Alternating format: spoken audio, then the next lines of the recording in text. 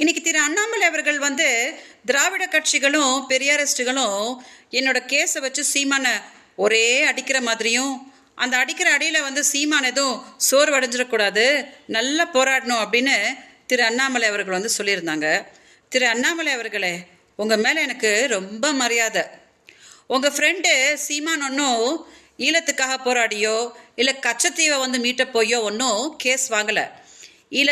ஈழத்தமிழர்கள்லாம் செத்துட்டு இருக்கும்போது என் கூட குடும்பம் நடத்திட்டு என்னோட காசெல்லாம் பிடுங்கி பாலியல் ரீதியை என்னை துன்பப்படுத்தி தெருவில் விட்டுட்டு யாராவது கேட்டால் எனக்கு அவங்கள யாருன்னே தெரியாது அப்படின்னு தான் இத்தனை வருஷம் சொல்லிக்கிட்டு ஏமாத்திட்டு இருந்தாரு.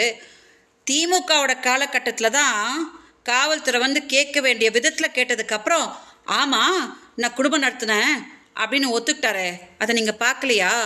அதை விட உலகமே காரி துப்புற மாதிரி அவ ஒரு பாலியல் தொழிலாளி அப்படின்னு சொன்னாரு, அதை நீங்க பார்க்கலையா? இதுல எந்த அரசியலும் இல்லை அண்ணாமலை அவர்களே. அவர் உங்களோட ஃப்ரெண்டா இருக்கலாம், ஆனா சீமான் மாதிரி ஒரு போய் நீங்க குரல் கொடுத்தா உங்களையும் தப்பா நினச்சிக்க மாட்டாங்களா அண்ணாமலை அவர்களே? ஏதோ நீங்க தெரியாம பேசியிருக்கலாம், அதனால அவர் என்னெல்லாம் பண்ணார் அப்படின்னு சொல்லி உங்ககிட்ட தெரியப்படுத்தலாம் அப்படின்னு நினைச்சேன்.